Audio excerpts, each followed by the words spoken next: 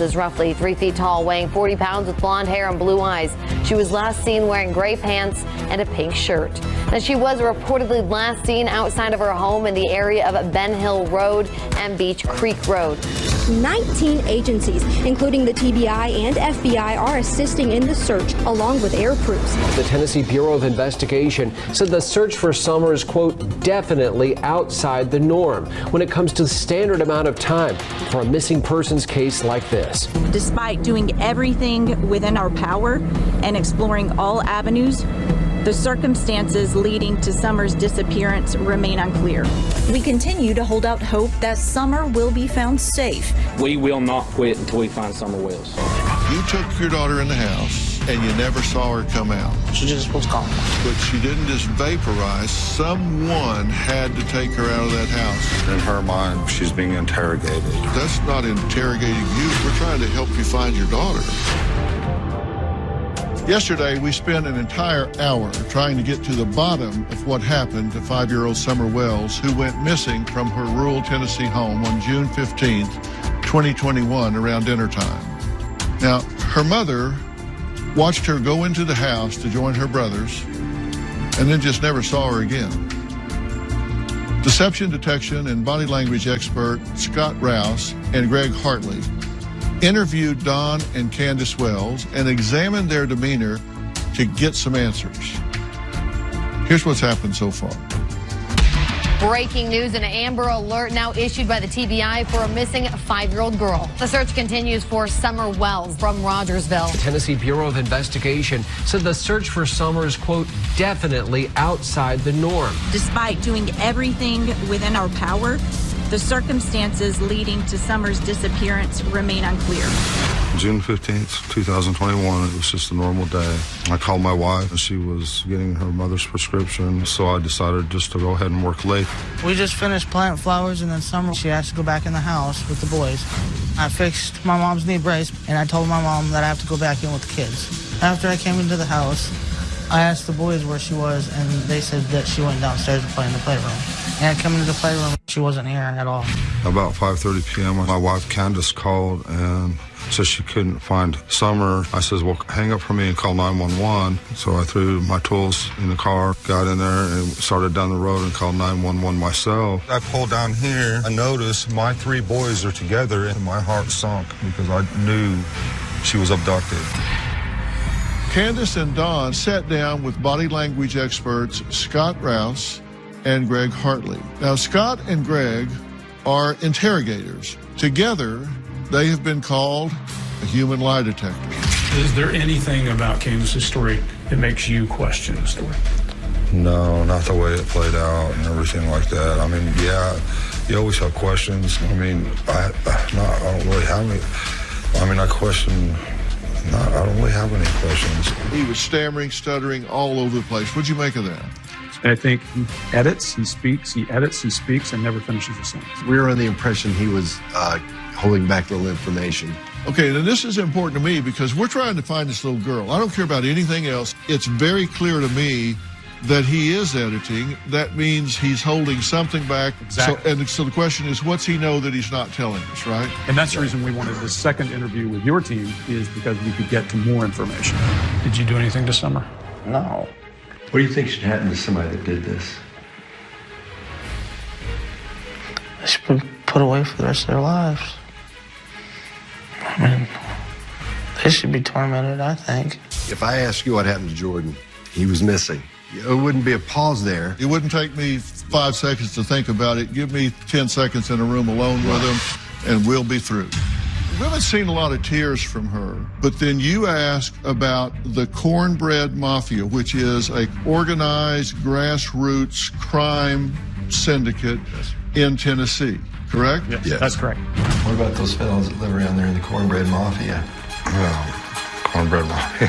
That's what we call them where we live. I don't know if this. I have no idea. I've heard about some hillbilly mafia type stuff and everything, you know. And she is feeling emotion here that we didn't see any other place in the story. So this feels. We don't know what it is. That's right. It could be fear. That's right. It could be guilt. We can't read minds. We read symptoms, but those are pretty clear. On June 15th, little 5-year-old Summer went missing from her family home. Her parents, Dawn and Candace, say they thought they were doing the right thing by going online, requesting the public's help to find their little girl. But Dawn says it all backfired. They became targets of online bullies. When Summer came out missing, I thought the best thing I could do is turn to social media. So I put all her pictures out there on YouTube, Facebook, and everything I could, hoping that social media could help us find our daughter. And that's when the entire investigation got totally twisted around. I have two distant relatives that accused me of some horrific things that were definitely not true. They called TBI the second day after Summer's disappearance and told them that I'd done a horrific thing to my daughter and killed her. They put it out there on YouTube. After all these lies were spread all over social media, I started getting messages. Tell them where your daughter is. Let's get this over with. There's all kinds of hate stuff constantly.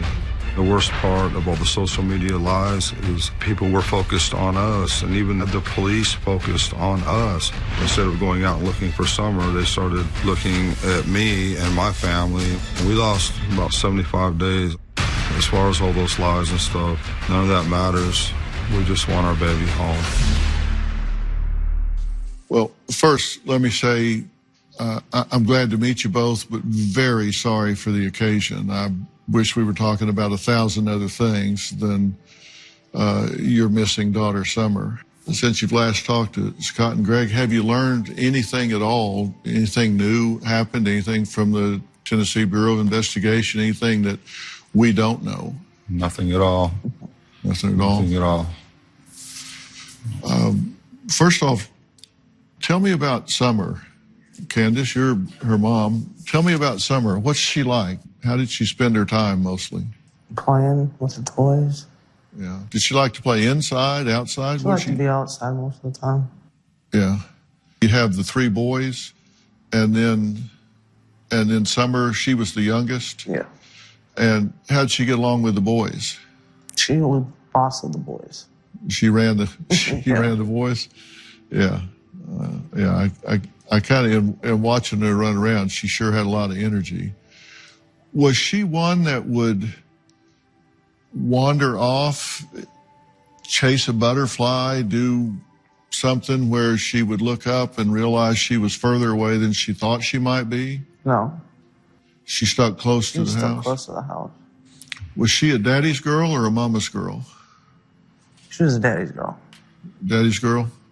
Yeah. There were some vehicles that were seen around the property that day. A red truck, for example, was seen nearby. Did that person ever come forward and identify themselves? Never did come forward as far as we know. Do y'all know anybody with a red truck? No.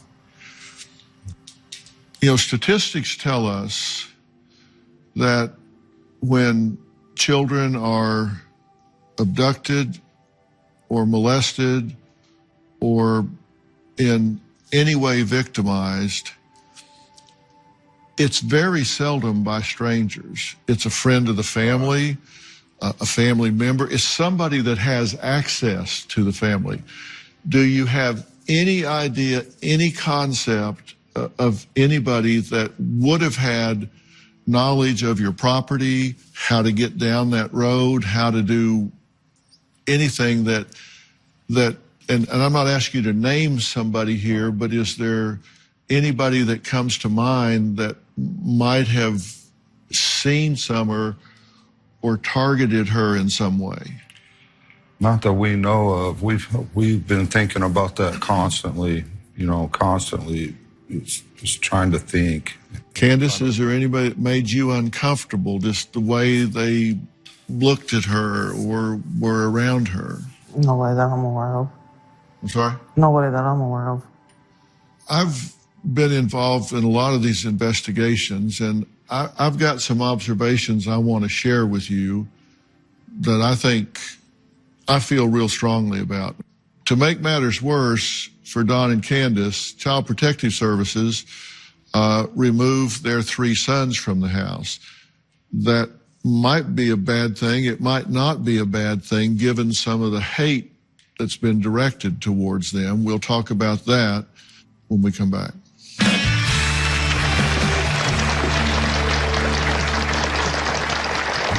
Once Summer was taken, CPS had to open a case for our good and for the boys' protection. So CPS thought our house was dangerous. CPS took our boys, which I was glad at the time. I was glad that they were not here because I was scared to death for their lives.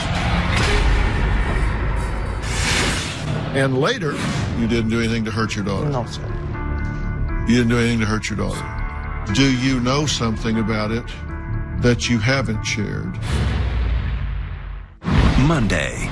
Oriana claims that her mother, Cornelia, would lock her in the attic for weeks. Did she lock you in the attic? Yep.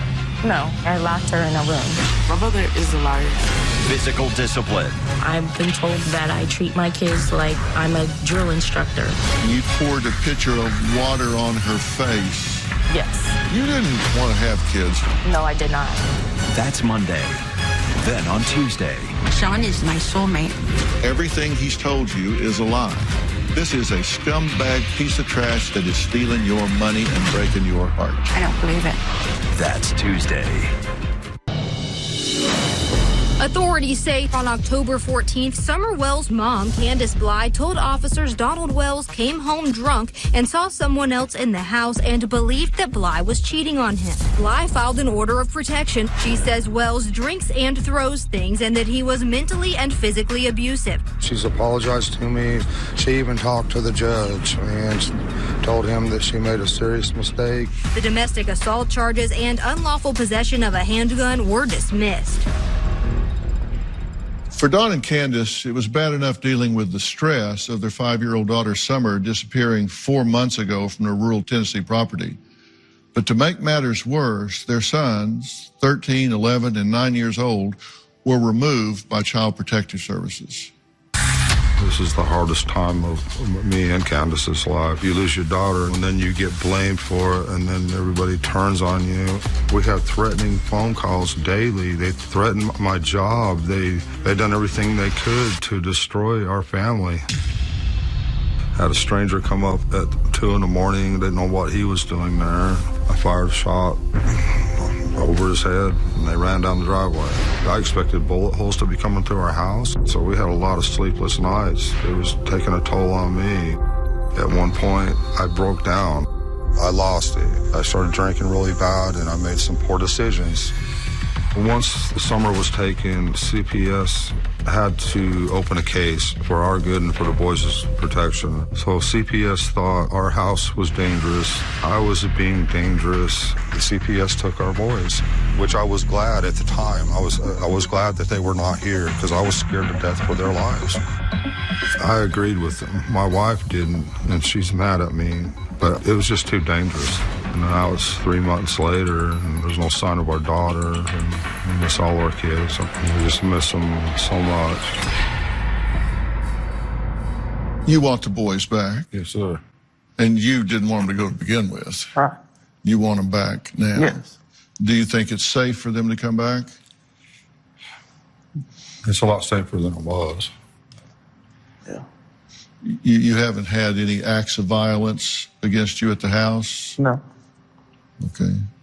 So there's no reason in terms of acts of violence that have been perpetrated against you that would cause them to conclude that the boys would be in harm's way? No, we just had one issue with a woman sent to our house, and we don't know. We've heard she was sent from some YouTubers. We don't know. Well, we called the police right away, and they took her off the property.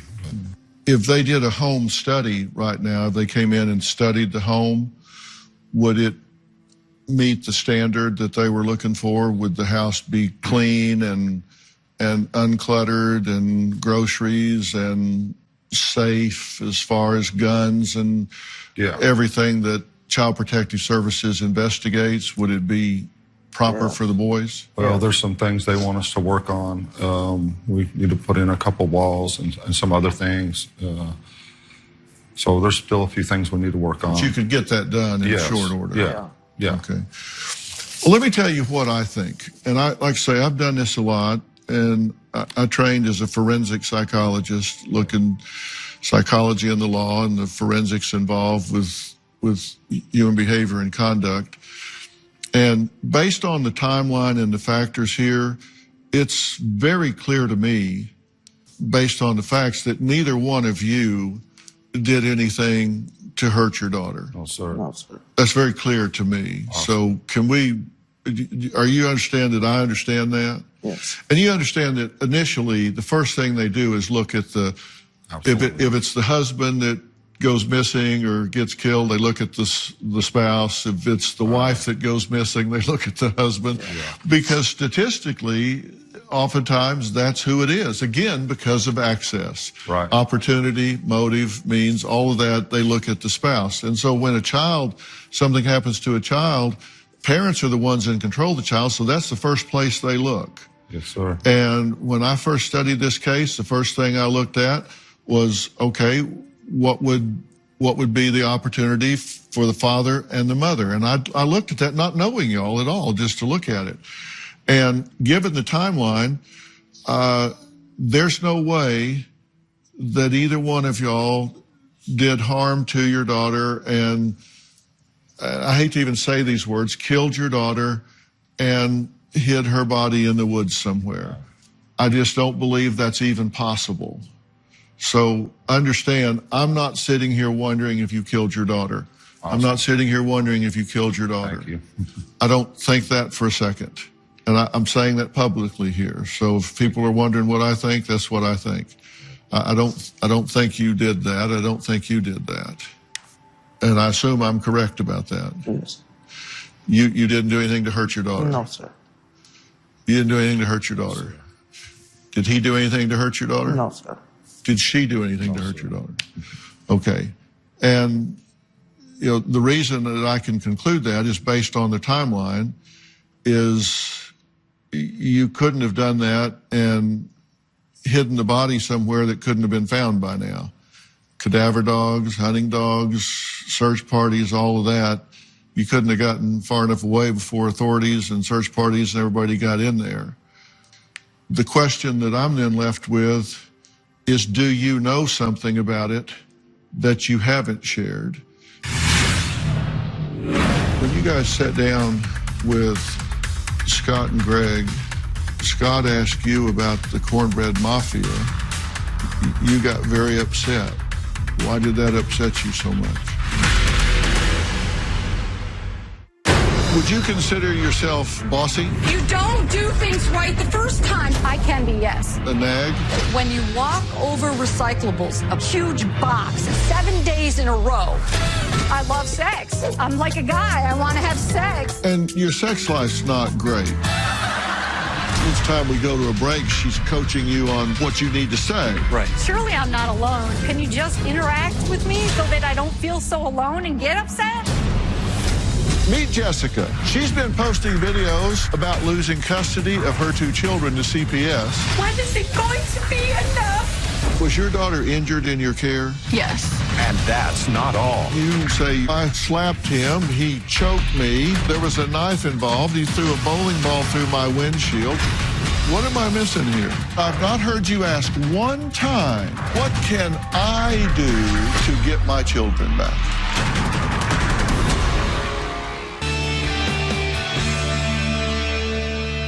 Do you know something about it that you haven't shared?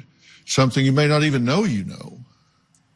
You may not, there may be something in your mind you don't even know you know, or you may know something that you haven't chosen to speculate about, or you haven't chosen to tell. And that's what I'm really focused on right now, because you're in the best position to know what could have happened. If you had to speculate, what do you think happened? I have no idea what happened. Well, I don't. You have to have some idea, because you took your daughter in the house and you never saw her come out. Right. Something happened. I don't know what happened. She just was gone. But she didn't just vaporize. Someone had to take her out of that house. And we know it wasn't you. We know you didn't do anything to her. Right. So if it wasn't you, then who was it? Let's rule you out. Okay, I don't we've know taken who it you was. off the chessboard. You're off the table. If it wasn't you, then who would be the next most likely candidate? I don't know. I wish I knew. Would it be someone, a stranger? Would it be somebody you know? I don't know anybody that would have did it. It had to be a stranger. Is there anybody you knew that has disappeared since this happened? No. That, you know, they were around and then this happened and all of a sudden they kind of moved away or they've gone away somewhere? Nobody that I know of.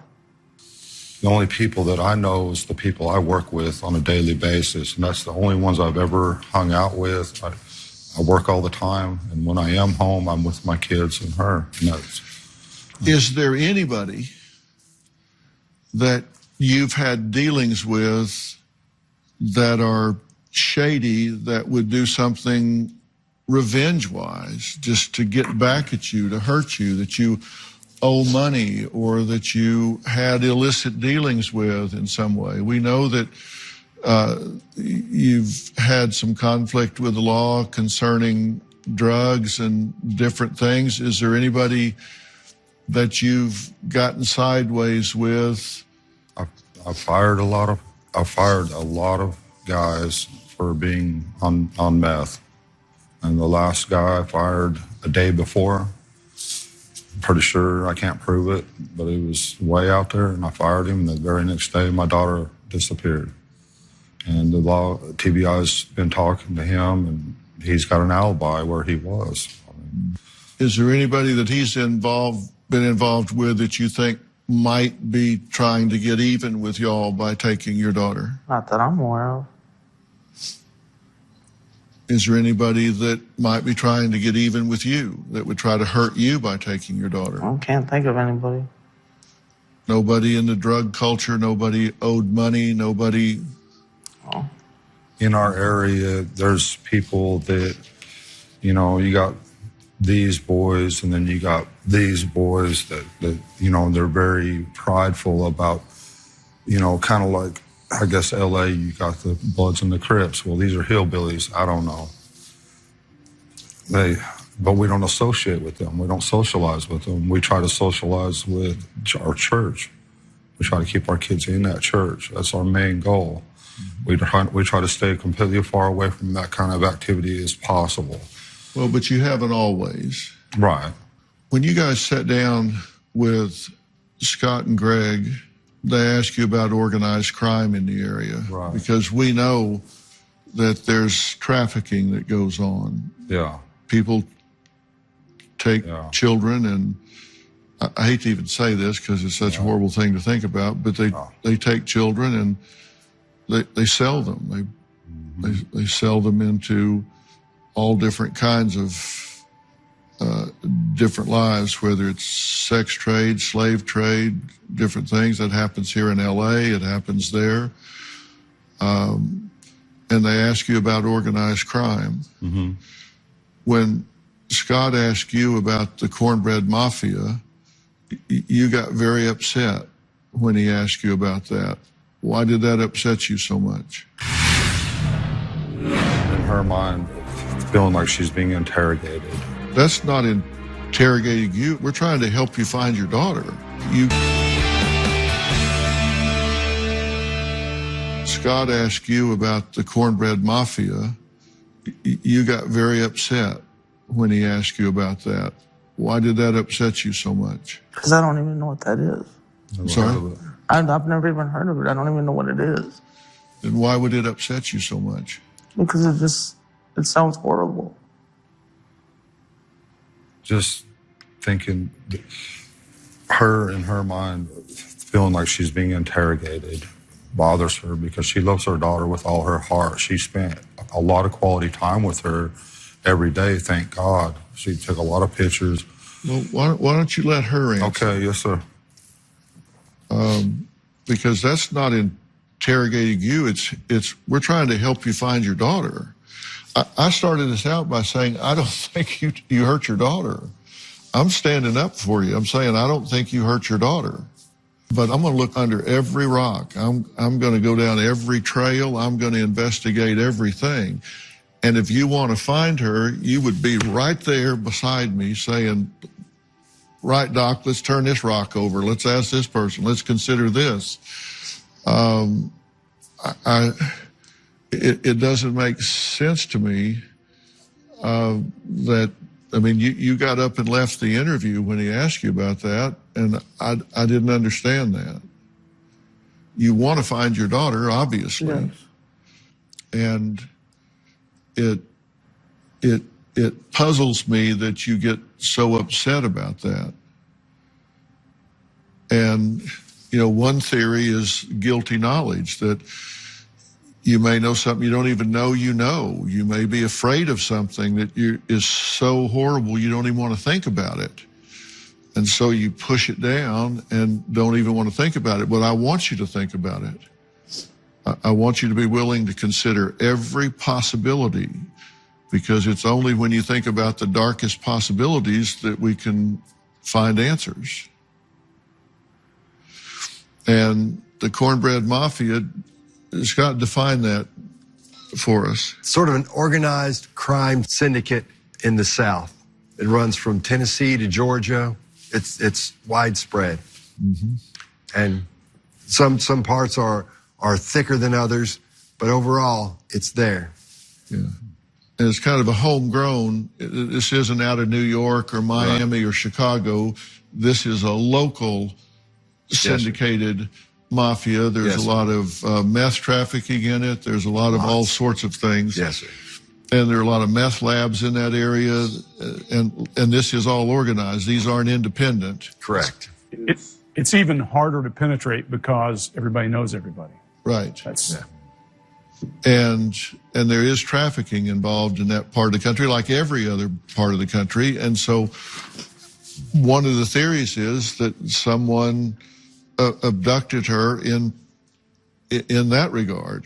And I don't know that. I'm just saying you have to consider that. Somebody took her for some reason. That's been one of my theories, because there's been a lot of people coming up to our house and just taking whatever at night. They come up, they knew where we were one day, and they took all the tools out of my shed. And that's been one of my theories, is someone local that's been watching us.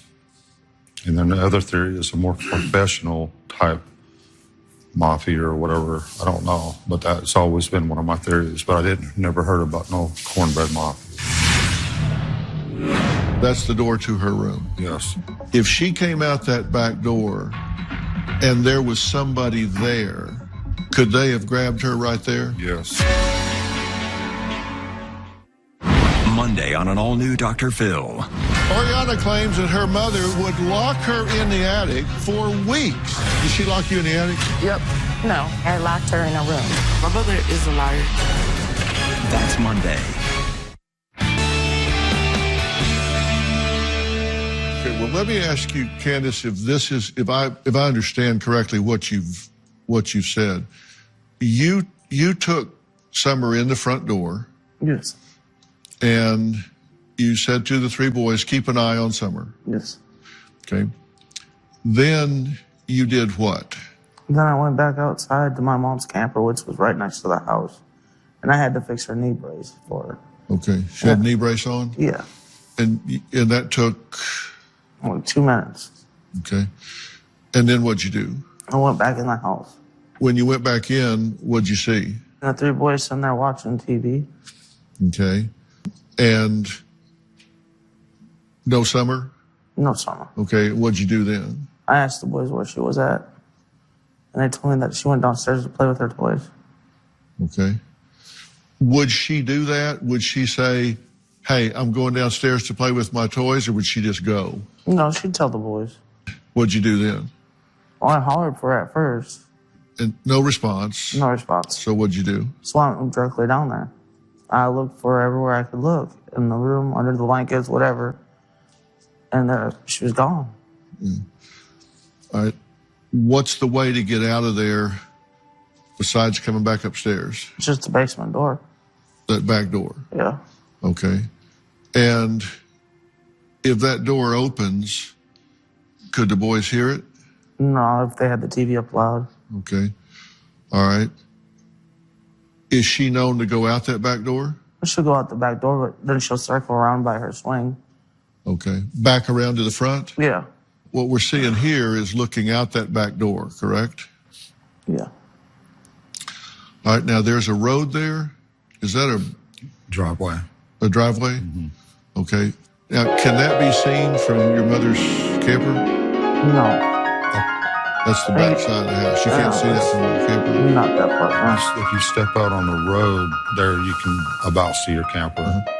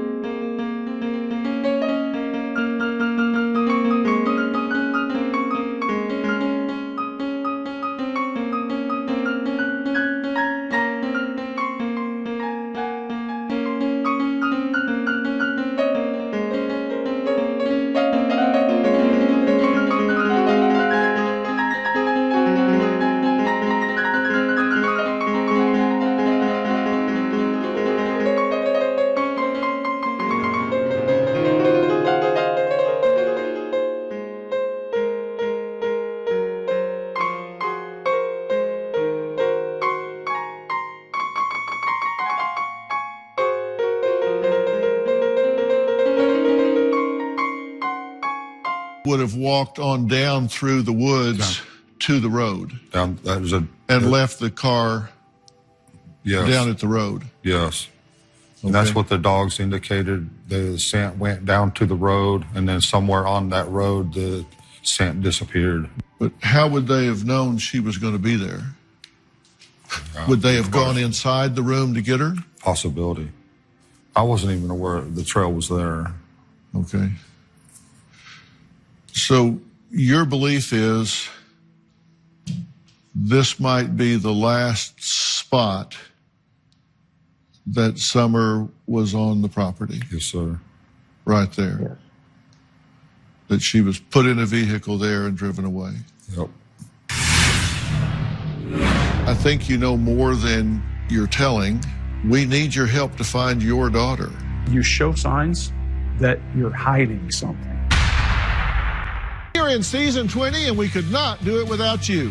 If you're going to be in the Los Angeles area and would like to watch a live taping, go to drphil.com and click on Be Part of the Audience. In our virtual... Scott and Greg, you interviewed this family for hours. What is your theory? What's your summation about what happened? Well, I'll start with you right up front. I don't think either one of them killed or injured Summer. We said that up front. I will say I also don't think that Don, and I'll hand it to you in just a second, I don't think Don has any guilty knowledge of anything based on all the time I've spent with him. And Candace, if you don't have guilty knowledge, if you know anything, this is your kid. You need to push this out, whatever you know, because you show signs that you're hiding something. Well, I'm not hiding anything, though. Well, the reason we think you're hiding something is because each time we've talked about the cornbread mafia, which you don't know about, that tears you up. You emotionally fall apart. We see signs of stress. But I don't know anything. Everything about your body language suggests or it indicates to us that you know a little more than you're telling us. Candace, there are 2 or 3 really red flag things that make us want to know more. Not saying you did X or you did Y. There are lots of ways that things leak in your body language and your behavior, and that's what we're seeing. Do you understand that we're saying we don't suspect you of doing something wrong? Yes, I understand that. It's important to me that you understand that. Yes, I understand that. You guys passed polygraphs. I've just the logistics of this thing. It It just does not point to you. And if investigators pointing it to you, they're not doing the math. It just doesn't make sense. What I'm saying is, I think you know more than you're telling, and that may be more than you're consciously acknowledging. You may know things you don't know you know, or maybe it's too horrible to think about, but you've got to cut through that, because you do react to certain things that suggest at some level you know something more than you're giving a voice to. And it's hard for me to say, you need to tell us what you don't know. Because But if I knew, then I could tell you. I know, that's what I'm saying. It's like I'm telling you to say, tell me what you don't know. And you're saying, well, how can I tell you if I don't know? And I'm saying you've got to be willing to take your guards down and think through if there's anything that you're pushing out of consciousness, if there's anything that you're just not willing to acknowledge. We need your help to find your daughter. I guarantee you, when this is solved, and it's going to be solved, this isn't going to be a stranger. This is going to be somebody you know, somebody you've crossed paths with somewhere, somehow, in my opinion. It's just a matter of you're going to find it out when they're caught, or you're going to find it out because you go back through and do an inventory and figure out everything you can possibly figure out and lead us to who they are. And every day goes by, that trail gets colder and colder and colder. And if she was abducted and she's been trafficked somewhere, she can be found. I want to find that baby. I want to find that child and bring her back. Thank you. Thank you. Okay. All right. I'm going to say goodbye to Don and Candace, and then we're going to kind of summarize everything for you viewers in hopes that maybe something can be triggered in you, something you may have seen, something you may have known. We'll be right back.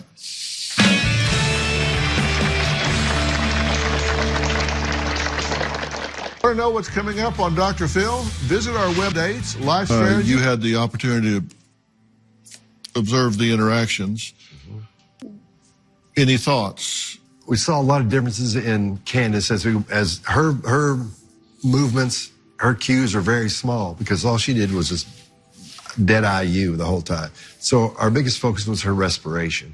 And if you'll go back and look at some of this, as you start talking about the cornbread mafia, as you're easing up to that, we'll see your respiration increase. And again, like I was telling her, we'll see her adapters. Adapters are the things you use to get rid of that built up stress or tension. Anything that's a repetitive motion or action. And she was doing that here, very small. But then she started breathing heavily. That's what we saw mostly in her. The closer you got, the heavier she got breathing. Now, she may have nothing to do with this child's disappearance whatsoever. Nothing. But those red flag indicators and those kinds of things that say, why aren't you more forthcoming with information? Why don't you ask? Why don't you tell? Combined with, and you can see it very clearly on her as you watch the video, her jacket opening and closing because of how much respiration she has and a little bit of barriering or needing more space, just makes you feel uncomfortable.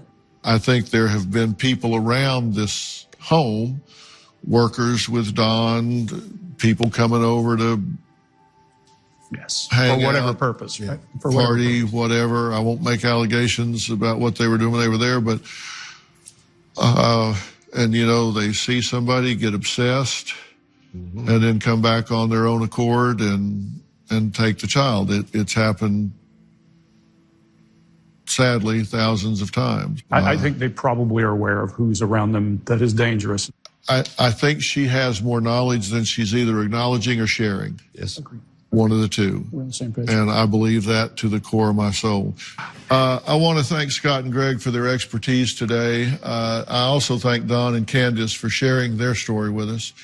If you have any information on Summer's whereabouts, please call the Tennessee Bureau of Investigation at 1-800-TBI-FIND. We will have more information on drphil.com. We'll be following this story and praying for Summers to the new season.